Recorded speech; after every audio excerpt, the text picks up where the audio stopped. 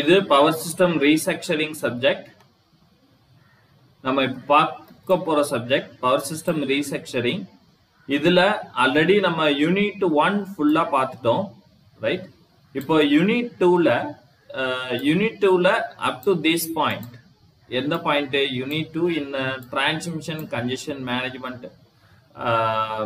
இந்த யூனிட்ல that is condition region and for the transfer capability, limitation, importance of a congestion management, இது வரைக்கும் நம்ம ஆல்ரெடி பார்த்தாச்சு, ரைட்? and features. இன்னைக்கு கிளாஸ்ல நம்ம பார்க்க போறது, இந்த வீடியோல பார்க்க போறது classification of a congestion management, right? So அப்படிங்கிறது என்ன அப்படிங்கிறத நம்ம பார்க்க போறோம், ரைட்டா? ஓகே, இப்போ நம்ம ஸ்லாட்டுக்கு போகலாம். So classification of congestion management அப்படின்னு சொல்லிட்டு நம்ம பார்த்தோம். ஏற்கனவே கன்ஜெஷன் அப்படின்னா என்னன்னு சொல்லி பார்த்தேன். ஸோ ஒரு டிரான்ஸ்மிஷன் லைன் இங்க இருந்து இங்க போகுது. இந்த டிரான்ஸ்மிஷன் லைன்ல ஃப்ரம் ஏ டு பி பவரை டிரான்ஸ்மிட் பண்ணணும்னா அதுல வரக்கூடிய limitations will also going to reduce, power transfer லெவலை கம்மி பண்ணும். ஸோ அதை தான் நம்ம என்ன செய்யறோம்? கன்ஜெஷன்ஸ் சொல்றோம். என்னது? இட் கிரியேட் சம் லிமிடேஷன், ஒரு நெருக்கடியான சூழ்நிலை அப்படின்னு சொல்றோம்ல. ஸோ அதுதான் நம்ம இங்க என்ன பண்றோம்? கன்ஜெஷன் அப்படின்னு சொல்றோம்.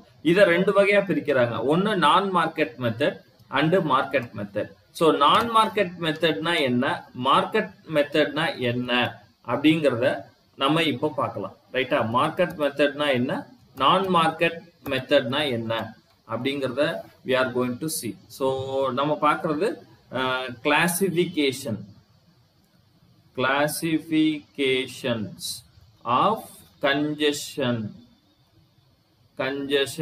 management. Okay, classification of congestion management la that is non market. இது நான் மார்க்கெட்டபிள் அப்படின்னு சொல்லும்போது சிம்பிளா எப்படி சொல்லலாம்னாக்க that is price or cost. இதுல பைசா அல்லது பண புழக்கத்தினால ஏற்படக்கூடிய நெருக்கடி இதுல நம்ம எடுத்துக்கிறதுல, that is based on the bidding. இது அப்ப எதை சார் பேஸ் பண்றோம் அப்படின்னா that is the physical structure and based on this system status. அது என்ன சார் சிஸ்டம் ஸ்டேட்டஸ் அப்படின்னு சொல்லி பார்த்தோம்னா, இஃப் இட் இஸ் ஃபால்ட் அக்கோராயி கிளியரா இருக்கலாம். ஸ்டெபிலிட்டி அனாலிசிஸ் ஆல்ரெடி உங்களுக்கு தெரியும் என்னன்னது, வோல்டேஜ் ஸ்டெபிலிட்டி இருக்கணும், voltage stability. Next one is thermal stability. அப்புறம் சிஸ்டம் ஸ்டெபிலிட்டியா இருக்கணும் அப்படின்னு சொல்லி பார்க்கிறோம். இதெல்லாம் வந்து இஸ் ஏ பிசிக்கல் பராமீட்டர்ஸ். இன்னும் சொல்ல போனா திஸ் இஸ் நாட் fully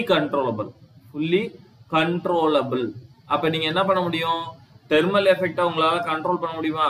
நம்ம வந்து போகக்கூடிய பவரை ரைஸ் பண்ணி அதிகப்படுத்தவோ குறைக்கவோ ஏத்தி இறக்க தான் முடியும். But we are not able to rising of temperature. இதை கூல் பண்ணலாம், பட் டெம்பரேச்சர் ரைஸ் பண்ண முடியாது. அதே போல சிஸ்டம் ஸ்டேபிளா இருக்கிறதுக்கு என்ன ரெக்டிஃபிகேஷன்ஸ் இல்ல கண்ட்ரோலர் போட முடியுமோ போடலாம். பட் சிஸ்டம் ஸ்டேபிளா தான் இருக்கணும். அதை வந்து நம்ம வந்து ஸ்டெபிலிட்டி ஆஃப் சிஸ்டம் வந்து நம்ம கண்ட்ரோல் பண்ணலாம். அப்படின்னா எக்ஸ்டர்னலா நம்ம வேரி பண்ணி கண்ட்ரோலர் பண்ணலாமே தவிர இன்டர்னலா பண்ண முடியாது. வோல்டேஜ் வந்து டிபெண்ட்ஸ் அப்பான் த லோடு ப்ரொஃபைல பேஸ் பண்ணி மாறதான் செய்யும். Load profile is not in our hand. It is entirely from that the consumer base பண்ணதான் that is load profile. So அப்ப இதெல்லாம் என்ன சொல்றோம் அப்படின்னு சொல்றோம்னா நான் மார்க்கெட் என்ன சொல்றோம்? that is non market which means no that is the price இங்க கான்ட்ரிபியூட் பண்றதுல, காஸ்டும் கான்ட்ரிபியூட் பண்றதுல. எதுக்கு? Transmission line. அப்ப ஏபின்னு ஒரு ஏரியா இருக்கு, ஏபின்னு ஏரியா. இதுல டிரான்ஸ்மிஷன் லைன் இருக்கு. இந்த டிரான்ஸ்மிஷன் லைன்ல போகக்கூடிய பவர் அலாட்மெண்ட்டுக்கு நம்ம காஸ்டை தட் பிரைஸ் அலாட்மெண்ட் எக்கனாமிக் கன்சிடரேஷன்ஸை நம்ம பேஸ் பண்ணாம அலாட் பண்றது தட் இஸ் அலாட் பண்றதுக்கு தேவைப்படுற அந்த மேனேஜ்மெண்ட் இஸ் ஏ நான் மார்க்கெட்டபிள் மேனேஜ்மெண்ட் அப்படின்னு சொல்லி நம்ம சொல்றோம். ரைட்டா? இப்போ மார்க்கெட் பேஸ்டு மேனேஜ்மெண்ட் அப்படின்னா என்ன அப்படின்னு சொல்லி பார்ப்போம். மார்க்கெட் பேஸ்டு மேனேஜ்மெண்ட் அப்படின்னு சொல்லி நம்ம பார்க்கும்போது what are the market? So இப்போ என்ன செய்யறோம்? மார்க்கெட் பேஸ் பண்ண மேனேஜ்மெண்ட் வந்து based on that bidding okay. அப்புறம் வந்து that is social welfare. So ஏற்கனவே நம்ம பார்த்த வீடியோவில் பிட்டிங்னா என்னன்னு பார்த்தோம், சோசியல் வெல்ஃபேர்னா என்னன்னு சொல்லியிருக்கேன்.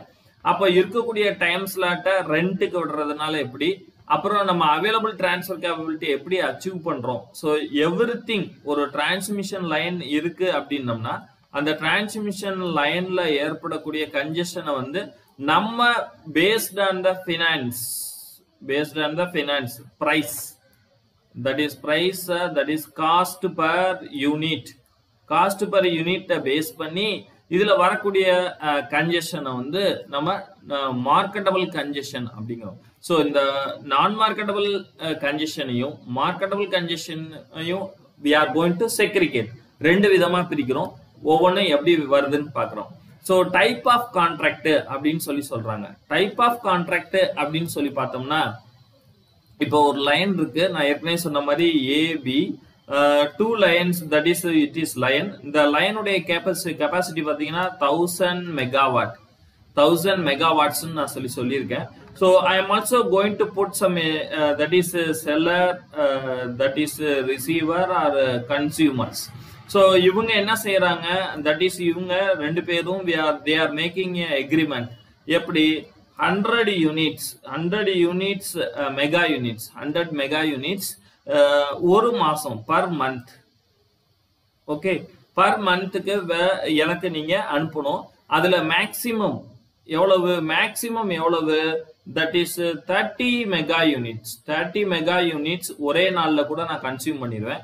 Minimum 1 to 10 that is the minimum mega units consume பண்ணுவேன் அப்படின்னு ரெண்டு பேரும் யூஸ் பண்ணிக்கிறாங்க. So this is a big customer. C1 is A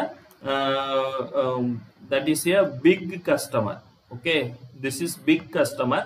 so அவங்க company due to some other ரீசன்னால அந்த company maybe shut down 1 or 2 டேஸ்க்கு ஷட் டவுன் ஆயிடுச்சு. அப்ப இந்த 2 டேஸ்க்கு இவங்களால பவர் ப்ரொடியூஸ் பண்ணாம இல்ல இந்த லைனுடைய ஸ்லாட்டை சும்மா வைக்க முடியுமா? அப்ப நம்ம இதுக்கு என்ன பண்ண போறோம்? That is the question mark. So இந்த மாதிரி வரக்கூடிய ஒரு கன்ஜெஷன் மேனேஜ்மெண்ட்டை எப்படி நம்ம சமாளிக்கிறது? அப்ப இது நம்ம கான்ட்ராக்ட் போட்டிருக்கோம். இந்த கான்ட்ராக்ட்ல எப்படி இந்த C1 கஸ்டமர் டிரான்ஸ்மிஷன் லைனோட சேர்த்து போட்டிருந்தாங்கன்னா டிரான்ஸ்மிஷன் கம்பெனியுடைய இவங்களுக்கு வந்து பர் டேக்கு எவ்வளவு மேக்சிமம் 30 மெகாவாட் சப்ளை பண்ணக்கூடிய ஸ்லாட் இருக்கு. இந்த ஸ்லாட்டை வேற கஸ்டமருக்கு இவங்க வைக்கலாம். சப்போஸ் ஒன்லி லோட் பாயிண்ட்ல தான் கணக்கு அப்படின்னா இந்த ஜெனரேஷன் குரூப் டிரான்ஸ்மிஷன் குரூப் இந்த 30 மெகாவாட் ஸ்லாட்டை வேற யாருக்கும் பிட்டிங் பண்ணலாம். அப்போ நார்மலா 10 rupees இருந்ததுன்னா இப்ப நான் 2 நாளைக்கு 5 rupeesக்கு இந்த டைம் ஸ்லாட் தரேன், you can utilise this slot அப்படின்னு சொல்லலாம். So this is the contract based method அப்படின்னு சொல்றாங்க. ரைட்? எல்லா மெத்தடுமே ஒண்ணுக்கு ஒண்ணு இன்டர் கார்லேட்டர் எப்படிங்கிற சொல்றேன். Next one is nodal pricing, RPF congestion based management. Next one is zonal pricing. So நோடல்ங்கும் போது ஒரு ஏரியா இருக்கு, that is this is one area and this is another one area. So இது எல்லாமே சேர்ந்து எகைன் ஜோன்ஸ் அப்படின்னு சொல்லிட்டு பிரிக்கிறோம். சப்போஸ் நம்மளதே நம்ம இந்தியன் கண்ட்ரி எடுத்துக்கிட்டீங்கன்னா இப்போ only northern Southern LDC, this is LDC. So இதுக்கு முன்னாடி பார்த்தீங்கன்னா தட் இஸ் வெஸ்டர்ன் இருக்கும், ஈஸ்டர்ன் இருக்கும், அப்புறம் இதுல நார்த்து, அப்புறம் நார்த் ஈஸ்ட். ஸோ இங்கேயே 4 1 5 எல்டிசி இருந்தது. Nowadays 2 LDC. But we are not able to merge these two LDC. இந்த ரெண்டு LDC இன்னும் மெர்ஜ் பண்றதுக்கு ட்ரை பண்றோம், but we are not able to merge. ஏன் மெர்ஜ் பண்ண முடியலன்னா இதுல always frequencies greater than 50 Hz. இங்க வந்து இதை எப்படி சொன்னா உங்களுக்கு புரியும். இந்த இடத்துல ஜெனரேஷன் வந்து which is greater than demandங்கிற ஒரு லெவலுக்கு கிட்டத்தட்ட கொண்டு வந்துட்டாங்க. நம்மகிட்ட generation which is equal to or less than the demandங்கிற லெவல்ல இன்னும் நம்மளால தாண்ட முடியல. ரைஸ் பண்றோம் டவுன் ஆயிடுது, ரைஸ் பண்றோம் டவுன் ஆயிடுது. which means எப்படின்னா நம்ம இங்க ஃபேக்டரிஸ் அதிகமாயிட்டே இருக்கு. ஸோ நார்த்ல இருந்து இங்க வர பாப்புலேஷனும் ஜாஸ்தி ஆகுது. ஸோ டிமாண்ட் ஜாஸ்தி ஆகுது, ஜெனரேஷனும் இதுவும் மீட் பண்ண முடியல அவங்கள்ட்ட. அப்ப இதையும் கனெக்ட் பண்றதுக்கு we are going to put here some line. அதுதான் என்ன லைன் போட்டிருக்காங்க, தட் இஸ் HVDC.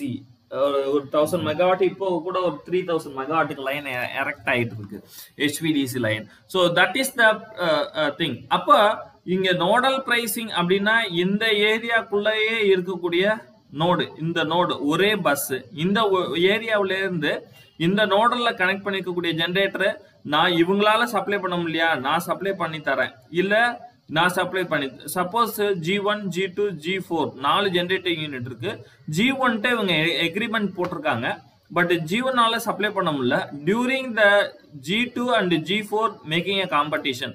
நான் இவங்க ஆல்ரெடி 5 ரூபாய்க்கு போயிட்டு இருக்காங்க, இவங்க நான் 4 ரூபாய்க்கு தரேங்கன்னா இவங்க 3000 ரூபாய்க்கு per யூனிட் தர்றேங்கன்னா. So this is that the competition for that is optimal power flow for the congestion management. அப்போ அதே டைம் ஜோனல் பிரைசிங்கும் போது I am also this zone to that zone we are going to transmit the power. அப்படி வரும்பொழுது இந்த transmission லைன்ல உங்களுக்கு slot வேணும். எப்படி total capacity of the 1000 megawatt நம்ம எக்ஸ்பிளனேஷனுக்கு கொடுத்த மாதிரி இதுல இந்த பிங்கிற ஸ்டேஷன்ல இருந்து ஏரியால இருந்து ஏங்கிற ஏரியாவுக்கு பவர் இங்க பில உள்ளவங்க they are ready to give. அதே சமயத்துல ஏங்கிற ஏரியாவில் they are ready to take. But what is the routing? This is the another one point. என்ன ரூட்டிங் அப்படிங்கிறத பார்க்க போறோம். So next one is price and area congestion, that is price. இப்போ என்ன செய்யறோம், லோ பிரைஸ்டு ஏரியால இருந்து ஹை பிரைஸ்டு ஏரியாவுக்கு we are going to transmit that the power repair. next one is redispatching. redispatch அப்படின்னா ஒவ்வொரு ஜெனரேட்டிங் யூனிட்டுக்கும் மினிமம் எவ்வளவு maximum எவ்வளவு வித்தின் த லிமிட்டுக்குள்ள நம்ம என்ன பண்ணிருப்போம், ஜெனரேஷனை செட் பண்ணிருப்போம். இந்த ஜெனரேஷனை மாத்தி again we have put the load dispatch. so this is the redispatch அப்படின்னு சொல்லி பார்க்கிறோம். so next one is that is a counter test. this is depends upon entire thing. what is the instantaneous changes, based on that changes we are going to do that. okay, so next that is in the non marketable side எப்படி இருக்கும் அப்படின்னு சொல்லி பார்த்தோம்னா, நான் first come first சர்வீஸ்ங்கிறது that is natural one, that is we are well known. who is taking that, we have the slot, we are going to sell. next one is a pro data method அப்படின்னு சொல்றோம். இந்த pro rata மெத்தட்னா that is historical data நம்மகிட்ட இருக்கும்.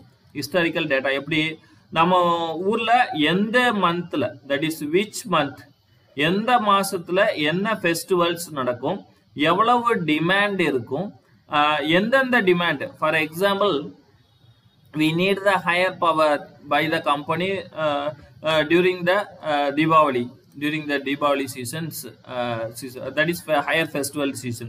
because ஏன் இதை சொல்றேன்னா, எல்லா commercial பில்டிங்ஸும் they are using decorator lighting. so during that time the demand will be increased, but the government give the slot for here. so for that, because ஏன் அப்படின்னா they are based on the social welfare இல்லாம only காசு மட்டும் வச்சு, that is what we are going to do it. so there is nothing else. so based on the social welfare, so here we consider. அப்ப அதனால தான் இந்த ஏரியால இது எதுல வருதுன்னா நான் மார்க்கெட்டபிள்னு வருது. ஸோ நான் மார்க்கெட்டபிள்னா காஸ்ட் இங்க முக்கியம் இல்ல, தட் இஸ் சோசியல் ஸ்டேட்டஸ் தான் முக்கியம். Next one is curtailment, that is we are going to reduce as per that is the availability. so this is the point. இதை தான் நம்ம பார்க்கிறோம். இதை ஒவ்வொன்றும் எப்படிங்கிறத ரொம்ப டைம் ஷார்ட்டா இருக்கு, நம்ம எப்படிங்கிறத பார்க்கலாம். Please wait.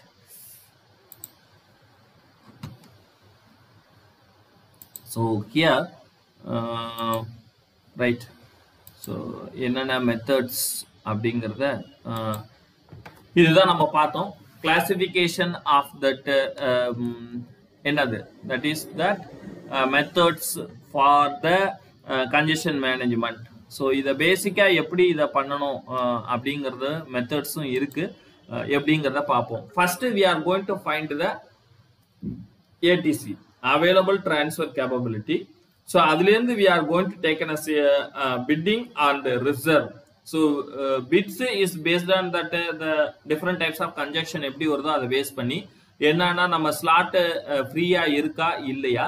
அப்புறம் ரிசர்வேஷனுக்குன்னு ஒரு ஸ்லாட் வச்சிருப்போம் எமர்ஜென்சி கண்டிஷனுக்கு ஃபார் மெயின்டைன் த சிஸ்டம் ஸ்டெபிலிட்டிக்கு, அதை யூஸ் பண்ண போறோம். ஸோ டோட்டல் கெப்பாசிட்டி இப்போ எவ்வளவு இருக்கு, டோட்டல் நியூ ஏடிசியோட லெவல் என்ன, இது டெஸ்பேச்சருக்கு போகும், தட் இஸ் லோட் டெஸ்பேச்சருக்கு. அவங்க they are going to congestion allotment, total alleviations, that is எப்படி இதை லைன் டிரான்ஸ்ஃபர் கேப்பபிலிட்டியை மெயின்டைன் பண்ணலாம் ப்ராம்ப்டா அப்படிங்கிறத நம்ம பார்க்க போறோம். ரைட்டா? Okay.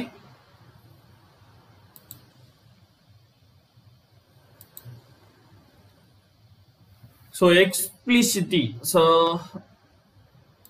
this is that explicity. The principle of selling available capability, that is the tie line is highest bidder. Simple. யார் எனக்கு காசு அதிகமா கொடுக்குறாங்களோ அவங்களுக்கு ஸ்லாட் கொடுப்பேன். அப்புறம் என்ன சொல்றோம்? So அடுத்த பாயிண்ட் என்ன சொல்றோம்? It is separate energy market from the transmission capacity. என்ன சொல்றோம்? the transmission capacity மட்டும் தனியா விலைக்கு விற்கிறது. நான் ஏற்கனவே உங்களுக்கு சொன்ன மாதிரி ஒரு கன்சியூமர் பவர் வேணும்னு சொன்னா அவருக்கு மெகாவாட் அலாட் பண்ணும்போது அந்த டிரான்ஸ்மிஷன் கேபசிட்டியும் சேர்ந்து வாங்கலாம். இல்ல பவர் மட்டும் வாங்கிட்டு இத கொடுக்கறது யார் வேணா கொடுக்கலாம், இல்ல பிட்டிங்லயும் தேர்ந்தெடுக்கலாம். டிஃபரெண்ட் மெத்தட்ஸ் இருக்கு. ரைட்டா? ஸோ அதுதான் நாம சொல்றோம். அது இன்னும் காஸ்ட் எக்கனாமிக் அனாலிசிஸ் வரும்போது நான் உங்களுக்கு டீட்டெயிலா சொல்றேன். எப்படி அப்படின்னா தட் இஸ் ஒரு டிரான்ஸ்மிஷன் லைன் இப்படியே இருக்கு. நான் ஏற்கனவே சொன்ன மாதிரி 1000 மெகாவாட். ஸோ நம்ம இதுல 350 மெகாவாட் பிட்டிங்க்குன்னு ஒதுக்கியிருக்காங்கன்னா இங்க C1ங்கிற கஸ்டமர் இங்க G1ங்கிற ஜென்ரேட்டர் குரூப் கிட்ட பவர் வாங்கியிருப்பாங்க. ஸோ இந்த பவர் இங்கேருந்து இங்க வரணும். I am also going to bidding. எப்படி பிட்டிங் ஸ்டேட்டஸை பொறுத்து பிட்டிங் அப்பப்போ டே டு டே மார்க்கெட் மாறிக்கிட்டே இருக்கும். நான் ஃபர்ஸ்ட் 50 மெகாவாட் வாங்கிக்குவோம், இல்ல 100 மெகாவாட் எனக்கு கம்மியா இருக்கோ அப்போ. ஸோ எப்பெல்லாம் ரூட்டிங் ஒழுங்கா இருக்கோ அப்போ இந்த ரூட்டிங்கை நான் இதை யூஸ் பண்ணிக்குவேன். மீதி slot we are utilizing for the carbon purpose. So this is that the market based evaluations. எல்லாமே கிட்டத்தட்ட based on the money, right? The security analysis, simultaneously the system will be secured.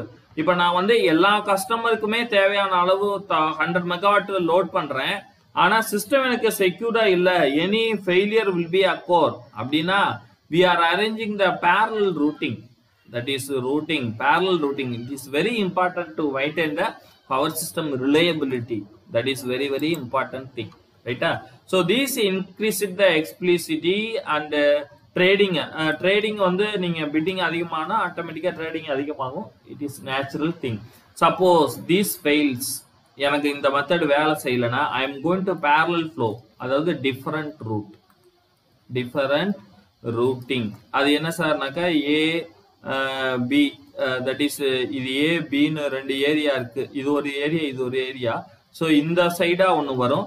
Next C ன்னு ஒரு area இருக்கும். C area I am having the line here and here. அப்போ நேரா இங்கேருந்து இங்க போறதுக்கு பதிலாக இது வழியா போய் இது வழியா போவேன். So that is routing, different routing. So இந்த routing பார்த்தீங்கன்னா very low priced, low cost இருக்கும். So we are able to use this route. That is the different routing, right? So next that is any that is the spot market, maximize the welfare market. எப்படி அப்படின்னா spot market is nothing but a instantaneous. நான் இப்ப ஏற்கனவே சொன்ன மாதிரி any companies due to some uncertainties காரணமா ஒரு 1 or 2 days lockdown போடுறாங்கன்னா so அந்த நேரத்துல I am going to sell my slot in the low price-க்கோ இல்ல low இதுக்கோ நான் I am going to sell. Right? So this is the concept. அப்போ என்ன பண்ணலாம்? We are towards the deficit in the higher area to lower area. Lower area price எங்க இருக்கோ அங்க இருந்து higher area பிரைஸ்க்கு பவரை டிரான்ஸ்மிட் பண்ணிக்கலாம். ஆனா அட் த சேம் டைம் என்ன நமக்கு வேணும், ரூட்டிங் வேணும். It is very important thing, routing. Okay, so that implication, that is significant concept for that market coupling and market splitting. So what is mean by that coupling, what is mean by the splitting? So we will see.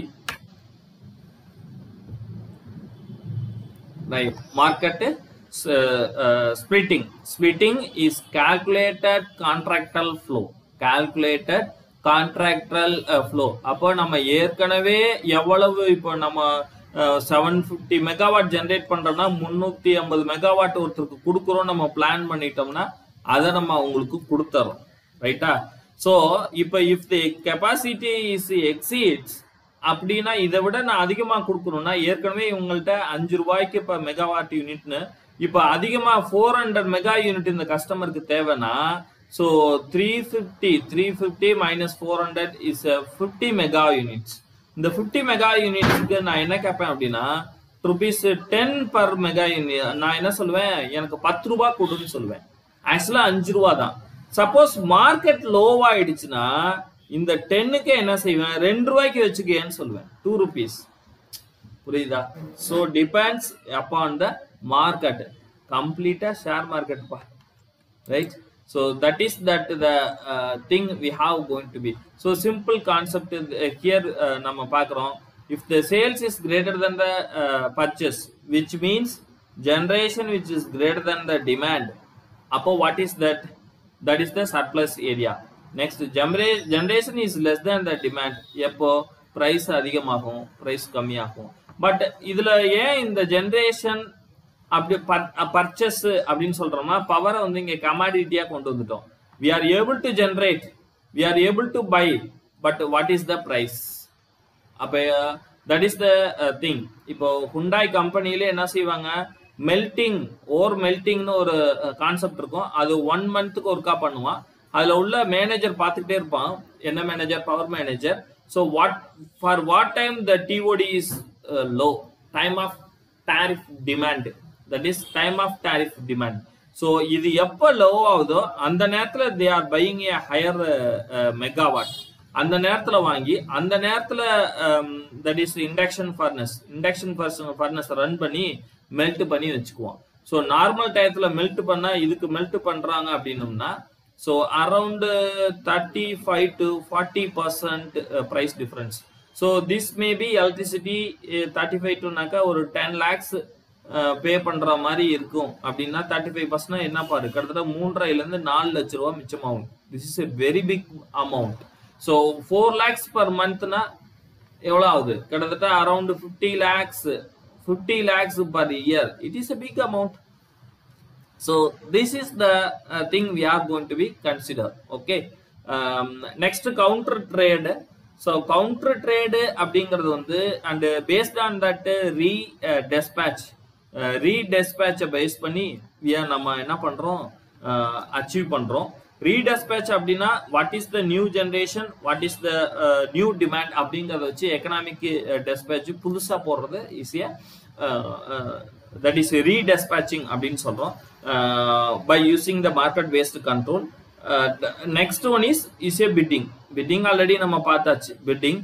So any yield generator, அதாவது this is nothing but that the generation will be reduced. The counter trading principle of replacing the yield generator அப்படின்னா என்ன அர்த்தம், எந்த generator யூனிட்லயாவது generate பண்ண முடியாம போனா, for example இப்போ இது ஒரு பவர் செக்டர் இருக்கு, G1 G2 G3 G4 இருக்கு. ஸோ திடீர்னு இதுல ஏதோ ஒரு யூனிட்டுக்கு பவர் ஜெனரேட் பண்ண முடியல அப்படின்னா இந்த 3 யூனிட்டும் which can be going to share what the amount is produced by the G2. So it's nothing but the spinning reserve. So அதுக்கு வந்து இங்க கவுண்டர் சேல் ஆக்ட் போட்டு நம்ம பண்ணலாம். ஆனா இந்த கவுண்டர் சேல் ஆக்டோடைய காஸ்ட் எதை பொறுத்து அமையும் அப்படின்னு சொல்லி பார்த்தோம்னா depends upon the market price. Right, time ஆயிடுச்சு. So that is that the counter trade, that is redispatching. Redispatching already நான் உங்களுக்கு சொல்லிட்டேன். If it is any yield generator we have providing. So இந்த இடத்துல என்ன பார்க்குறோம், independent system operators is the control for the both increasing and decrease of the அல்லது they are give the incentives. இப்போ market ரொம்ப லோ ஆயிடுச்சு, generation தேவைன்னா they are giving the incentives to that the generating group. or without a incentives அப்படின்னு ஒரு option இருக்குன்னா நீங்க incentives எதுவும் கேட்க கூடாது. மார்க்கெட் மோசமான நிலைமை ஆயிடுச்சுன்னா உங்களுடைய ப்ராஃபிட்டை மெயினா கன்சிடர் பண்ணக்கூடாது. கண்டிப்பாக நீங்க பவர் ப்ரொடியூஸ் பண்ணியே ஆகணும். ரைட்? இப்போ எப்படி செல்போன் கம்பெனிஸ் நம்முடைய ரூரல் ஏரியாவுக்கு சர்வீஸ் பண்ணாம ஃபைன் போட்டாலும் கட்டுறாங்க, but they are not providing the service to rural area. Similarly, இந்த இடத்துல அப்படி கூட இருக்க முடியாது. நீங்க கண்டிப்பா பவர் ஜெனரேஷன் பண்ணியே ஆகணும். திஸ் இஸ் த ஏன்னா is a based of social welfare. Social welfare. So இந்தியாவில் மட்டும்தான் இப்படி ஒரு ரூல் இருக்கு. We are much happy, we are much proud for this point. Okay, right? So this is that the point. Which is this is that the different European countries we are going to use.